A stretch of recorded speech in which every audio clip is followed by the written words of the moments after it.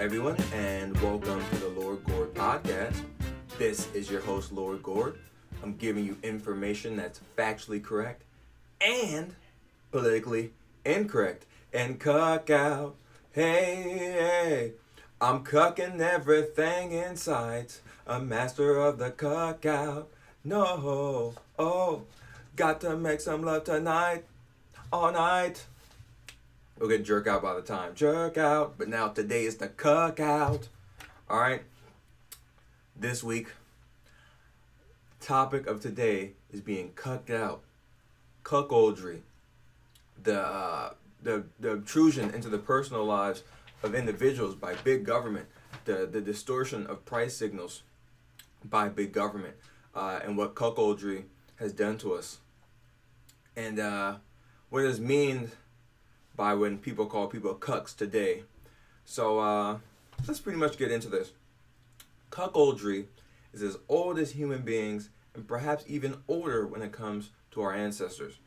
Women throughout time have faced trade-offs when it comes to choosing men.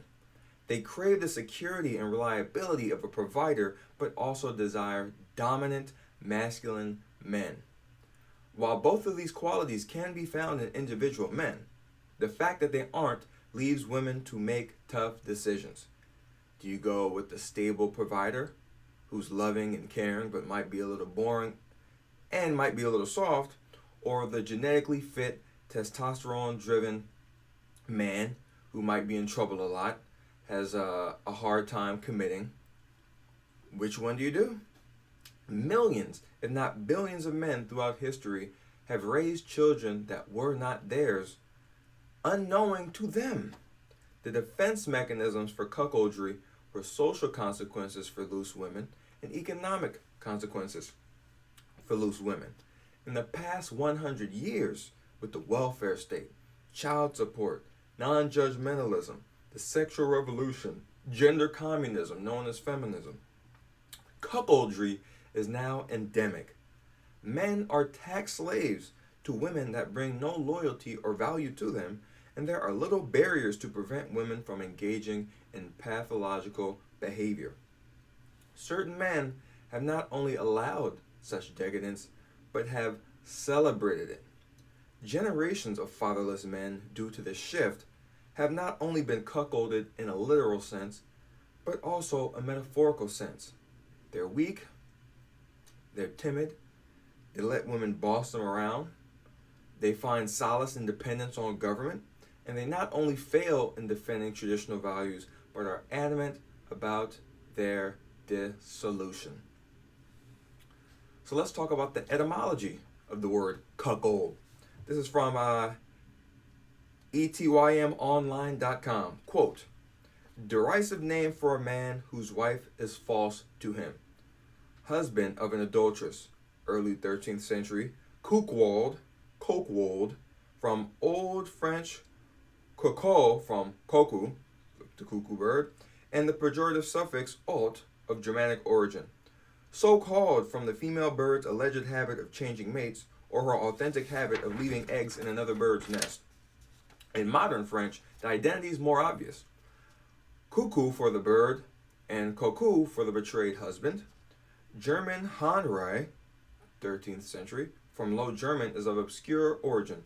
The second element seems to be connected to the words ardent and suggests perhaps sexually aggressive hen with transferal to humans, but klug suggests rather a connection to the words for capon and castrated.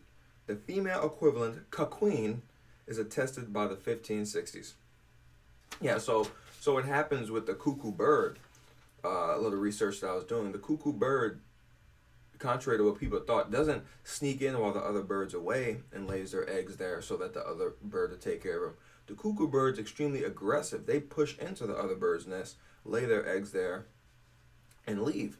And I compared this to the welfare state, in which you have a mass influx of single mothers since the advent of the welfare state, whether in England, United States, New Zealand, and through force, threats, and coercion, the government forces you to take care of these kids to feed these kids and to subsidize the lifestyles of these irresponsible women, regardless if you do so or not. Just like the cuckoo bird forces you to watch those eggs and to devote precious time and resources to babies that aren't yours. Big Brother government does that for these pathological single mothers, thus incentivizing single motherhood, causing mass fatherlessness, crime, dysfunction, poverty, and most importantly, government dependence. So when I talk about cuckoldry, I'm not only talking about men who have unfaithful wives, but I'm talking about how we are all cucked in a sense by Big Brother government, because we've allowed the government to steal from us, to steal our resources and our labor and give it to those who it doesn't belong. We've allowed the government to have us take care of children that aren't ours, that normally in a free society we would rarely, if ever, take care of, because one, they're not theirs, and two, they are the products of irresponsible pathological behavior, and we don't want to incentivize or encourage that. Let's talk about paternity tests. Paternity tests did not exist until the middle of the 20th century. Okay, so all throughout human history, from when we lived in caves, villages, hunter-gatherer societies, there was no such thing as a paternity test. A mother's baby was a father's maybe.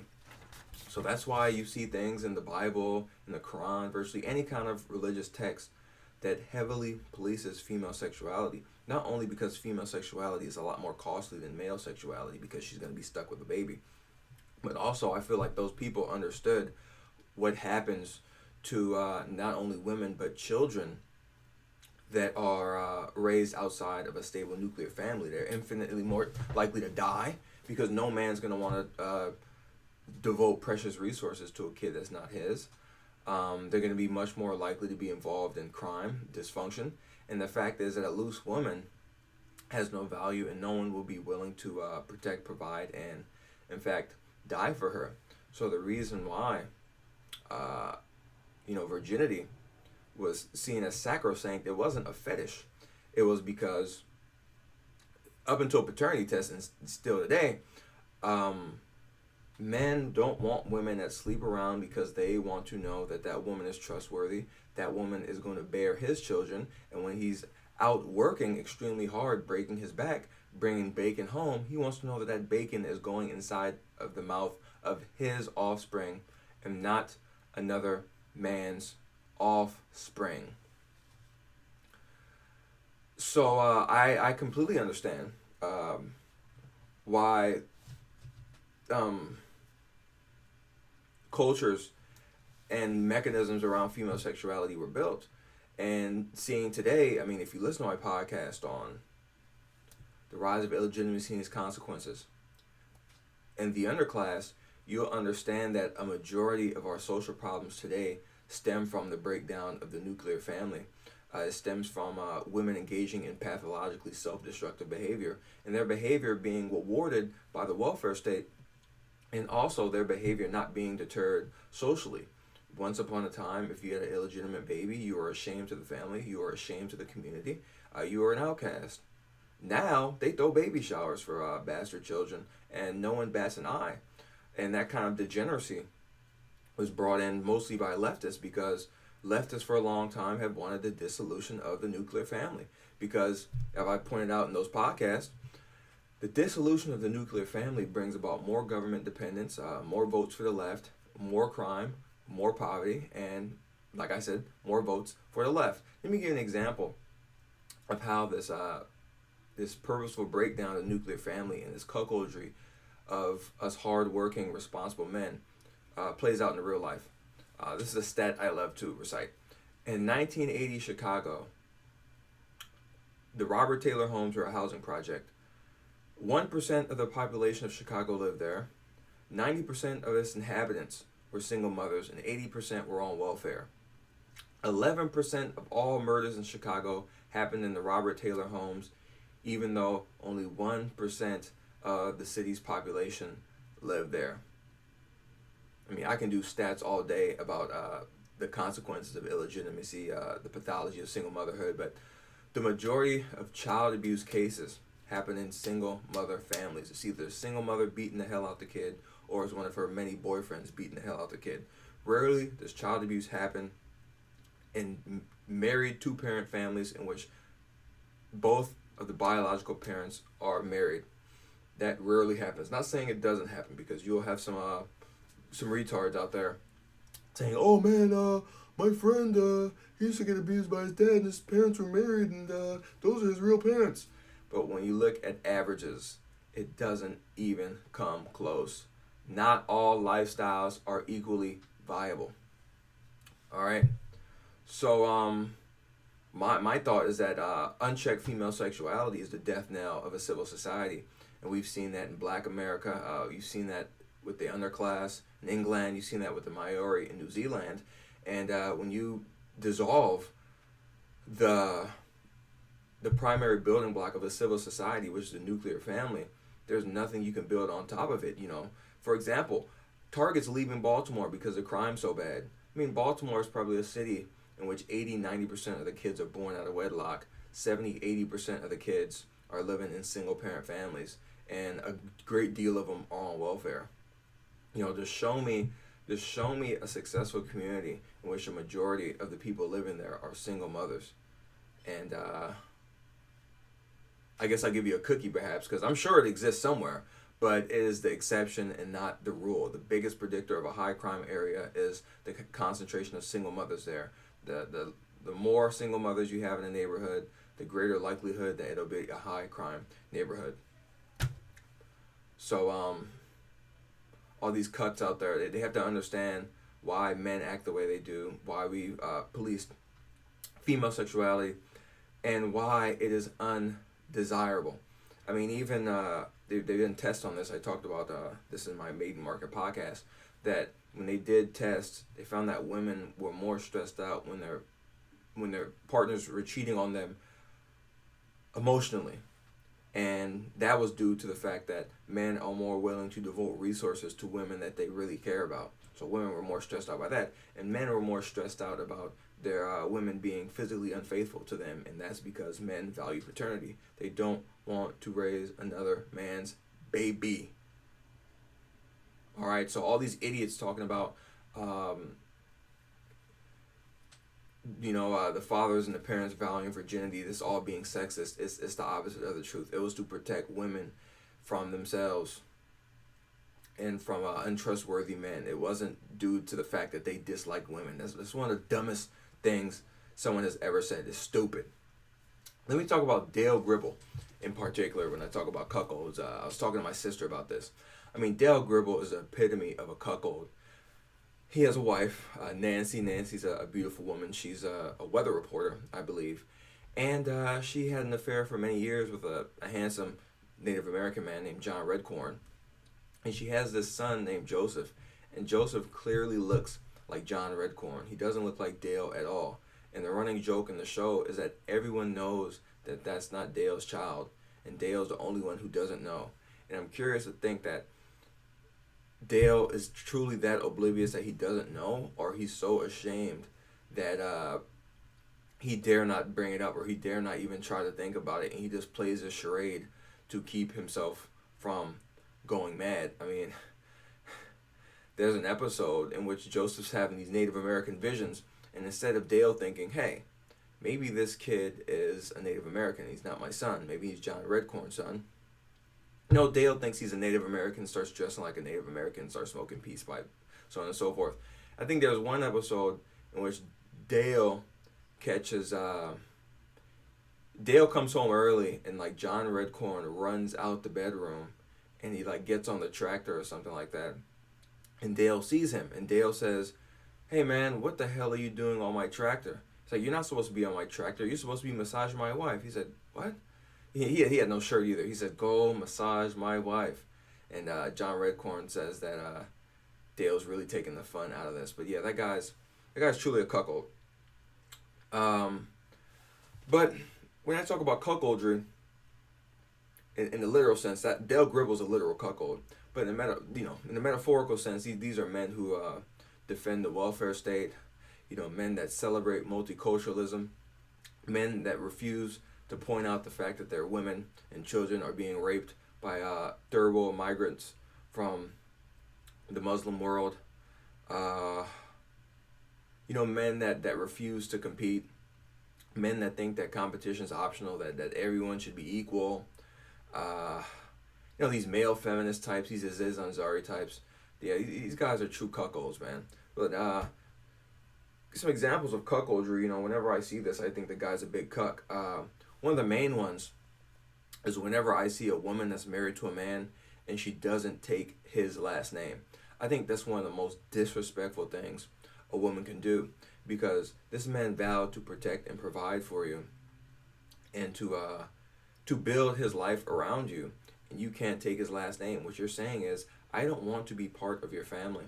I do not accept you as the head of the household. I do not accept you as the moral and spiritual leader of the household. I see you as an equal. But what that insinuates is that women throughout history were not equal to men. That tending to children, caretaking, and homemaking wasn't on the same par as going out making money and having a career. And notice, it's not men that say that. It's women that say that. And I believe that the women that say that, they hate women and they hate femininity, because they tell women to do the opposite of what their instincts tell them to do. They tell them everything that they want to do is bad and horrible, and that they should be men. These women, they don't take their husbands' last names. You wonder if they would like to marry a man that made less money than them, a man that didn't like to work. Because I guarantee you that they didn't. What these women want is, they want the benefits of traditional marriage, but they don't want any of the responsibilities. They don't want to bring any feminine value of a traditional marriage. They don't want to cook. They don't want to clean. They don't want to stay home and raise the babies. They don't want to be modest. They want to be men. I had a teacher in high school, black teacher, of course, and when she was married, she did not change her last name. Why am I not surprised? Feminism is ground zero in the black community. And it's so bad that 77% of the black kids are born out of wedlock. Less than 30% grow up in stable two-parent homes. And some of the very few black women that get married still do not change their last name. They do not submit to their husbands. They do not allow the husband to fulfill his role as protector and provider of the household. Instead, they want to be just like him. They want him as a walking ATM, and they don't want to cook, clean, or stay with the children. So I think men that marry women that refuse to change their last name on the average are cuckolds. I think they're cowards. I think that they are being taken for a ride, and you must not have much respect for yourself if you allow this woman to insult you by not taking your last name. She wants all the traditional things from you, but fails to reciprocate the value that you give to her, and you just take it with a smile on your face. That to me is cowardly. Another example of cuckoldry I see is this: men dating leftist women in general. I mean, leftist women are, some of them are pretty, but this, on the inside, they're hideous. They follow an ideology of resentment, of anger, of victimhood. They support killing babies. They want the government to steal from people and give it to those who doesn't belong. They talk about women's rights, women's rights. If you believe in equal rights, what are women's rights? What these women want is not equal rights. They want preferential treatment. That is all they want. They want quotas that force men out of jobs because of their gender and put women in because of their gender. They want birth control paid for by the taxpayer. And the taxpayer isn't voluntarily paying for this. He's getting robbed by the state to pay for your irresponsible behavior. They want not only to be able to kill babies, but they want to be able to kill babies at your expense. And I saw something that was incredibly shocking, that in Ireland, they passed this referendum that made abortion legal, and you had these young women crying in joy. They're crying in joy about the ability to kill their own babies, the ability to not pay the price for their own decisions. They're crying about the ability to have someone else take the fall for their bad behavior, to shift the cost of their bad behavior on someone else. And I think any man that dates a woman that thinks that that's okay, or think that that has any validity whatsoever is a cuckold. He's a coward. He's a punk. Because if he allows that kind of behavior from his woman, I don't think much of him. Also, some of these guys who go out and their women are dressed like whores. I never let women leave their houses with me like that. I can remember this a few years ago. I was leaving a place with a friend, and she came out dressed like a hooker, and I told her, either change your clothes or I leave. And the reality is, she changed her clothes. And you have to understand that they might not have liked that then, but I'll tell you what, she respected me, and she still respects me today. And had I let her walk all over me, she would have liked it initially, but in the long run, she wouldn't have respected me. She would have hated me. She would have saw that I'm a man that's wishy-washy. I compromise myself on my principles. I don't stick to them. I shift my principles when it's convenient for me, and I think that most women don't like that long term. Like short term, they like to be coddled and they like to get over on these guys, but in the long term, they end up resenting and hating men that allow them to do anything that they want. More cucks. Oh yeah, male feminists. I mean, I've already touched on that, but yeah, these whole guys who talk about the fictitious gender wage gap, who talk about egalitarianism, equality, and glass ceiling, and all this junk. Yeah, those guys are cucks, man. They're cowards. They're weasels. They're snakes. They can't compete in the traditional sense with other men. They can't compete in terms of acquiring resources, building capital, intelligence, physical prowess, so on and so forth. So they find another way to compete, which is going through the back door and try to be weasels. Try to be allies of women. But as someone pointed out, my man Owen Benjamin pointed out, and many others have pointed out, that most of these men in this Me Too movement that are being pointed out for the abuse of women are on the left. And that makes perfect sense, because leftism is not about consent at all. It's about force. It's about using the coercive power of government to force people to do what they normally wouldn't do.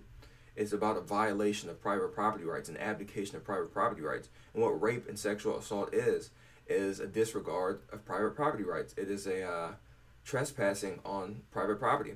So the fact that most of these men that are abusing women are on the left is no surprise to me at all. There's also a Hollywood Reporter article called The Rise of the Beta Male. And you saw a lot of these guys. One of these cuckolds, he's in that show called Silicon Valley. And he's in those Verizon commercials. He has that beard, but he looks real weak. So the picture has all these guys with their hands in the pockets of another man. And this is incredibly disturbing. And what's really disturbing is the left is openly pushing this non-masculine view of men, this cuckolding of men. I saw this YouTube video where they're trying to redefine masculinity, and everyone in there is either a soy boy, a homosexual, or a transgender, and their agenda to do away with men is clear, because they don't want women to have real men or to rely on real men. They want women to rely on the government. It's really just that simple. They want the protector and provider of women to be this ever-growing intrusive government that owns them. So when they talk about marriage being oppressive to women, no, women choose to marry the man. They choose to submit to their husbands. They choose to bear children, and they choose to stay home with their kids. That's a choice.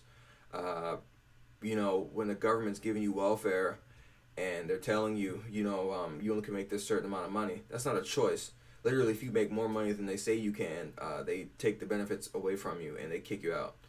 That's not a choice. That's force and coercion. Or if you make too much money, you can't get subsidized housing anymore. You can't get rent control housing anymore. Yeah, that's force.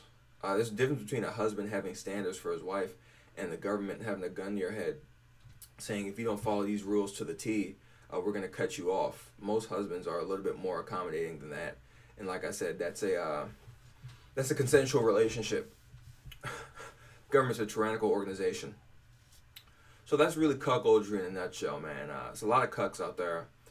People like Justin Trudeau, Cory Booker, a lot of these leftist politicians, a lot of these guys in the media, defending criminality, social deviance, the ever-growing welfare state, submitting to a tyrannical organization, the government. defending and celebrating single motherhood, illegitimacy, and other pathological behaviors. Yeah, these guys are they're enemies of our society, and we shouldn't ban cuckoldry. We shouldn't ban them from speaking, so on and so forth. But we should challenge them. We should challenge them to debate. We should get our side out there. We should critique their ideas, and we should show the short and long term consequences of their ideology. Let's show them Chicago. Let's show them St. Louis. Let's show them Baltimore. Let's show them the slums of London.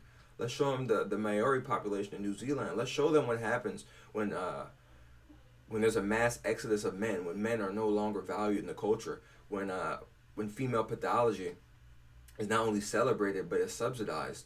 You see what happens to the poverty rate, the crime rate, the graduation rate, so on and so forth, and it's not pretty.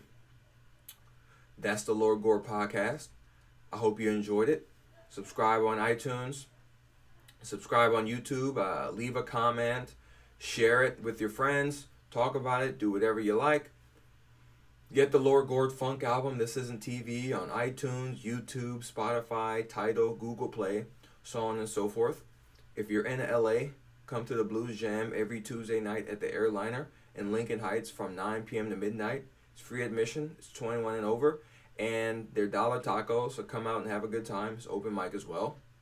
Next week, I'm going to be talking about these Japanese bands I've been getting into the past couple of months, Cassiopeia and T-Square, how I discovered them, some of the discography I've been through, some of my favorite songs about them so far, and the fact that I lament that they weren't big in the Western world, and if it wasn't for the internet, I would have never heard about these guys, as they never played them on smooth radio or anything like that out here. So, look forward to that next Wednesday. I'm Lord Gord. I'll talk to you next time.